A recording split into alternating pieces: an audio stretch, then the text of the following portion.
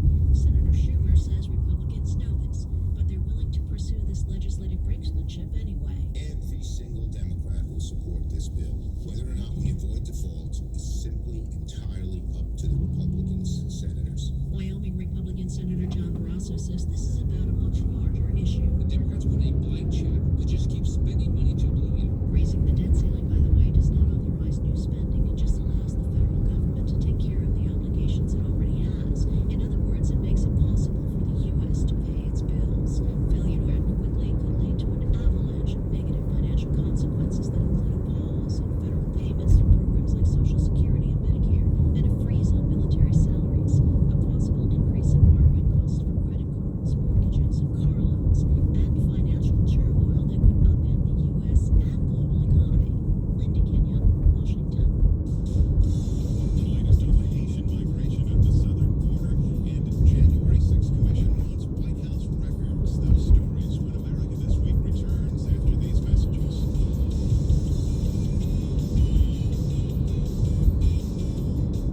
Liberty Mutual Insurance Company presents. Don't you just love the smell of old books? This is the library. Sorry, ma'am. Looking for a book titled Liberty Mutual customizes your car insurance so you only pay for what you need. I don't think we carry that, but check my bag. Style literature. Please leave. Only pay for what you need.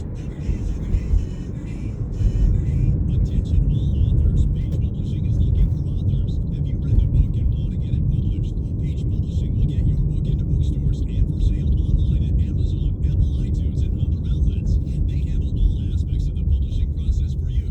Printing, cover art, publicity, copyright, and editing. Call 800-501-3689 now for your free author submission kit. That's 800-501-3689 for your free author submission kit. Again, 800-501-3689.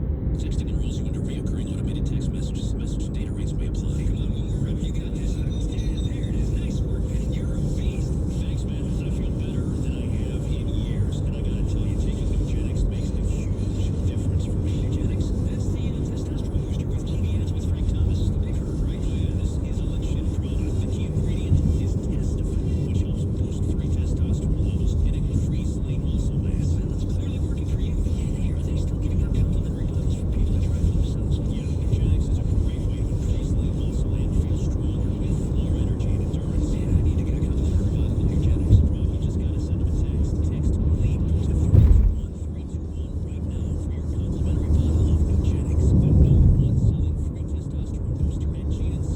Nugenics samples are not available in stores, so text LEAP to 321-321 right now. Text LEAP to 321-321. That's LEAP to 321-321. Welcome back to America This Week. I'm John Trout. President Biden insists his administration will get the current surge of migrants at the southern border under control. Thousands of Haitians are being processed for deportation. Correspondent Clayton Nell tells us the governor of Texas is pledging state resources to secure the border and is demanding urgency from the federal government. Just last week, about 15,000 migrants, most of them Haitians, set up camp under the International Bridge in Del Rio, Texas.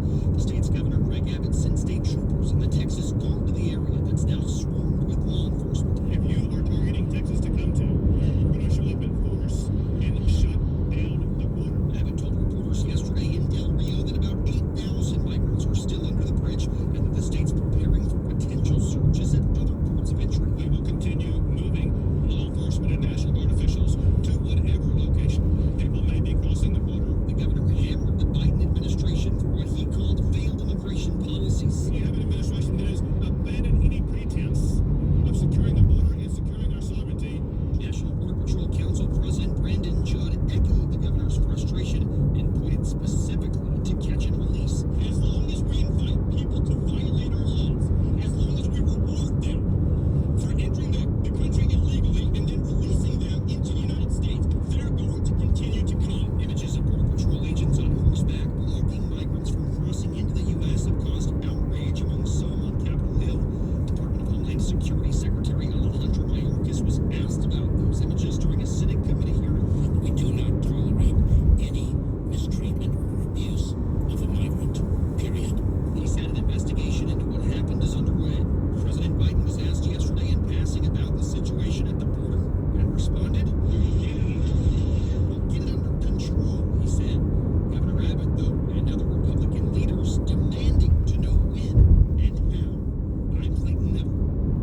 The House Committee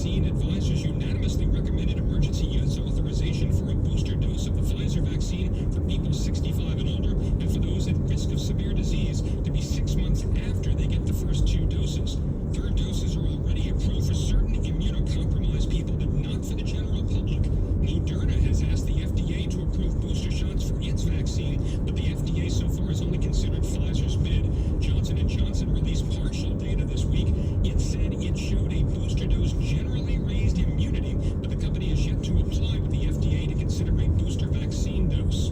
In its statement, the FDA said, "This pandemic is dynamic and evolving with new data about vaccine safety and effectiveness becoming available every day.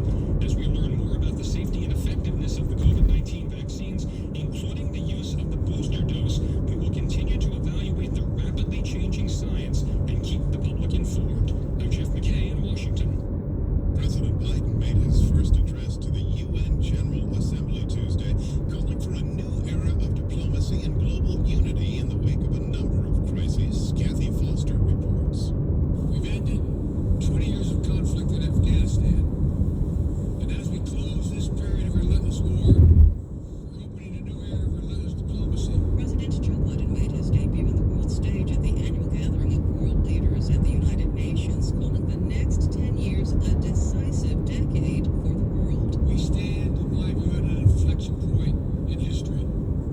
And I'm here today to share with you how the United States intends to work with partners and allies to answer these questions, and the commitment of my new administration to help lead the world toward a more peaceful, prosperous future for all people. Because of the ongoing pandemic, the president addressed a smaller than usual audience, wasting no time tackling issues regarding the coronavirus, climate change, human rights abuses, and global threats. As we look ahead, we will lead on all the greatest challenges of our time, from COVID to climate, peace and security, human dignity and human rights, but we will not go alone. Biden's speech follows some of the most tumultuous weeks of his presidency. He did not address criticism from his allies about the U.S. withdrawal from Afghanistan or the recent diplomatic rift with France. Instead, he made the case that the U.S. is a reliable international partner, is once again engaged with the world, hoping to tamp down any doubts about his commitment to restore U.S. leadership. Biden also vowed to compete with adversaries like China and Russia, short of a Cold War. We'll stand up for our allies and our friends and oppose attempts by stronger countries to dominate weaker ones. But we're not seeking, say it again, we are not seeking a new Cold War or a world divided into rigid blocs. Biden was among the first to address the 193-member General Assembly, and while he touted the U.S. is putting more than $15 billion toward the global COVID-19 response, the U.S. will hold a global COVID-19 summit on Wednesday, where the president says he'll announce additional COVID-19 commitments. In Washington, I'm Kathy Foster. It was a historic line that has been purportedly crossed. As Washington correspondent Sagar Meghani tells us, COVID-19 has now killed about as many Americans as what's considered the worst pandemic disease in human history. The Spanish flu pandemic a century ago killed an estimated 675,000 Americans. COVID-19 has now claimed roughly the same number. The population then was about a third of what it is today, meaning that pandemic took a much bigger toll. But researchers say COVID-19's toll will grow. The University of Washington's influential model projects another 100,000 American deaths by January 1st. They're averaging about 1,900 a day, the highest level since early March. About 2/3 of the U.S. population has received at least one vaccine dose. Sagar Meghani, Washington. When America This Week returns, got pet peeves? Back after these messages.